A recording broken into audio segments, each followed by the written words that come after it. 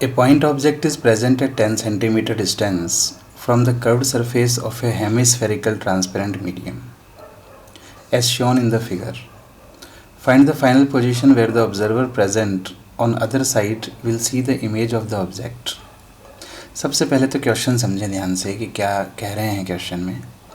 कहा है हमसे कि एक हेमीस्फेरिकल ट्रांसपेरेंट मीडियम है, उसका रिफ्रैक्टिव इंडेक्स दे रखा है 3/2 और इसकी रेडियस भी हमें यहाँ डायग्राम में नज़र आ रही है। यहाँ से यहाँ तक ये रेडियस हो गई विच इज़ 10 सेंटीमीटर। और इस कर्व्ड सरफेस से 10 सेंटीमीटर इस तरफ एक ऑब्जेक्ट रखा हुआ है, एक पॉइंट ऑब्जेक्ट यहाँ पर, और दूसरी साइड पर एक ऑब्जर्वर है जो इस ऑब्जेक्ट को इस ट्रांसपेरेंट मीडियम में से देखता है। तो इसको ये ऑब्जर्वर डेफिनेटली कहीं और नज़र आएगा रिफ्लेक्शन के कारण। तो पूछा है कि वो जो फाइनल इमेज देखेगा वो कहाँ पर देखेगा, किस पॉइंट पर देखेगा। तो हम कैसे इसको सॉल्व करें। सबसे पहले आप समझें कि इस ऑब्जेक्ट से जब लाइट रेज चलेंगी तो पहले तो वो इस सरफेस पर गिरेंगी, यहाँ पर रेयरर से डेंसर में जाएंगी, यानी कि इनका रिफ्रैक्शन होगा। यहाँ पर रिफ्रैक्ट होने के बाद जब ये इस प्लेन सरफेस पर गिरेंगी तो दोबारा से रिफ्रैक्शन होगा। तो यहाँ पर रिफ्रैक्शन दो बार हो रहा है। पहली रिफ्रैक्टिंग सरफेस है ये कर्व्ड सरफेस और दूसरी रिफ्रैक्टिंग सरफेस है ये प्लेन सरफेस। तो हमें यहाँ पर रिफ्रैक्शन फार्मूला 2 बार यूज़ करना होगा। सबसे पहले हमें ये पता लगाना होगा कि इस ऑब्जेक्ट की ये कर्व्ड सरफेस कहाँ पर इमेज बनाएगी, है ना। वो जो इमेज बनेगी वो इस प्लेन सरफेस के लिए ऑब्जेक्ट हो जाएगी। क्यों? ये था हमारा ऑब्जेक्ट, इससे लाइट रेज चली, इंसिडेंट हुई इस सरफेस पर और इससे रिफ्लेक्ट होकर आगे बढ़ी। तो इस सरफेस के लिए ये तो हो गई इंसिडेंट और ये हो गई रिफ्लेक्टेड। पर ये जो रिफ्लेक्टेड रेज हैं वो फिर प्लेन सरफेस पर इंसिडेंट होंगी। तो जो फर्स्ट सरफेस के लिए रिफ्लेक्टेड रेज हैं वो सेकंड सरफेस के लिए इंसिडेंट रेज हो गई। इसका मतलब फर्स्ट सरफेस के लिए जो इमेज होगी वो सेकंड सरफेस के लिए ऑब्जेक्ट बन जाएगी। उस ऑब्जेक्ट के लिए फिर हम सेकंड सरफेस में रिफ्लेक्शन फार्मूला लगाकर वापस से फाइनल इमेज की डिस्टेंस फाइंड कर लेंगे। तो पहले इस ऑब्जेक्ट के लिए इमेज फाइंड करेंगे फर्स्ट सरफेस में, फिर उस इमेज को सेकंड सरफेस के लिए ऑब्जेक्ट मानेंगे और सेकंड सरफेस उसकी इमेज कहाँ बनाएगी इसका पता लगाएंगे। कुल मिला के हमें बारी बारी से इन दोनों सरफेसेस के लिए रिफ्लेक्शन फार्मूला यूज़ करना होगा। तो पहले मैं फर्स्ट सरफेस यानी कि कर्व्ड सरफेस के लिए रिफ्लेक्शन फार्मूला यूज़ करूँगा। So reflection formula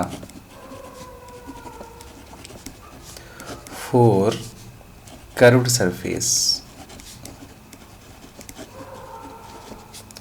refraction formula मैं जानता हूँ μ2/v minus μ1/u equals to μ2 minus μ1 upon r।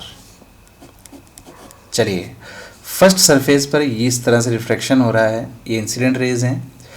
Incident raise वाला मीडियम μ1 कहलाता है, तो इसके लिए μ1 हो गया 1 और μ2 जिसमें रिफ्लेक्टेड रेज होंगी वो हो जाएगा 3/2। तो μ2 की वैल्यू मैं यहाँ पुट कर देता हूँ 3/2। v हमको फाइंड करना है माइनस μ1 मतलब जिसमें इंसिडेंट रेज हैं, so it is air, so 1। u मतलब ऑब्जेक्ट डिस्टेंस। अब यहाँ पर एक बात केयरफुली समझें, लाइट जा रही है इस डायरेक्शन में तो ये डायरेक्शन तो पॉजिटिव हो जाएगी और इसके अपोजिट नेगेटिव। अब जब u लिखेंगे हम तो इस सरफेस से ऑब्जेक्ट के डिस्टेंस को लिए हमें यूँ चलना पड़ेगा, यानी कि नेगेटिव डायरेक्शन में। तो माइनस का 10 हमें इसको लिखना चाहिए। तो यहाँ u की वैल्यू लिखेंगे -10 इक्वल्स टू μ2 माइनस μ1 यानी कि 3/2 माइनस 1 और अपॉन r को भी केयरफुली लिखें। r है 10 सेंटीमीटर मगर इस तरफ मेज़र करना होगा, ठीक है ना, क्योंकि इसका सेंटर यहाँ पर होगा।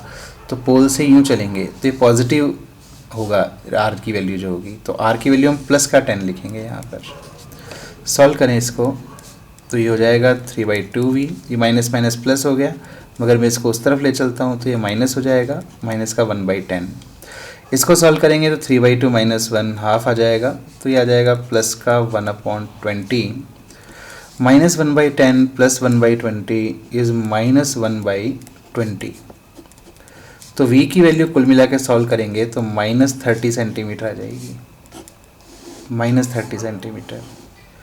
इसका मतलब क्या हुआ कि इमेज कहाँ पर बन रही है, -30 पर, माइनस मतलब इस डायरेक्शन में, तो 10 तो ये हो गया और यहाँ से 20 और, तो टोटल 30 सेंटीमीटर पर यहाँ पर कहीं पर इमेज बन रही है।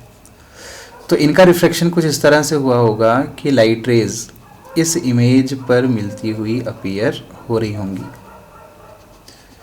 इस तरह से। तो इनका रिफ्लेक्शन इस तरह से होगा, इस तरह से। अब ये रिफ्लेक्टेड रेज इस प्लेन सरफेस पर गिर रही हैं, तो वापस से यहाँ पर इनका रिफ्लेक्शन होगा, है ना, डेंसर से रेयर में जा रही हैं, तो फिर अवे फ्रॉम नॉर्मल ये बैंड हो जाएंगी।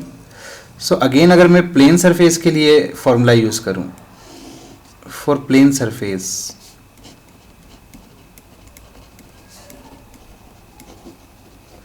तो प्लेन सरफेस के लिए फॉर्मूला लिखा जा सकता है μ2/v इक्वल्स टू μ1/u। μ2, अब वापस से समझें, इस रिफ्रैक्शन के लिए इंसिडेंट रेज तो हो गई ये और रिफ्लेक्टेड होंगी इस मीडियम में, तो μ2 जिसमें रिफ्लेक्टेड होती हैं वो हो गया एयर, और एयर का रिफ्लेक्टिव इंडेक्स 1, सो μ2 की वैल्यू 1। v हमको फाइंड करना है, फाइनल v या v डैश कह दें उसको, इक्वल्स टू μ1 जिसमें इंसिडेंट रेज हैं, तो वो हो गया 3/2। अब u पर ध्यान दें, इस सरफेस से ऑब्जेक्ट डिस्टेंस, पर इस सरफेस के लिए ऑब्जेक्ट है कौन, जो इस सरफेस के लिए इमेज थी ये ऑब्जेक्ट है। तो इस वाले ऑब्जेक्ट की इस प्लेन सरफेस से डिस्टेंस क्या हो जाएगी, तो यहाँ से यहाँ तक तो 10 हो गई और यहाँ से यहाँ तक 30, तो टोटल हो गई 40, और इस डायरेक्शन में मतलब -40, सो इट इज़ -40। इसको सॉल्व करें आगे, तो ये 1/v डैश इक्वल्स टू -3/80, और इससे v डैश की वैल्यू हमें मिल गई -80/3 इन सेंटीमीटर्स।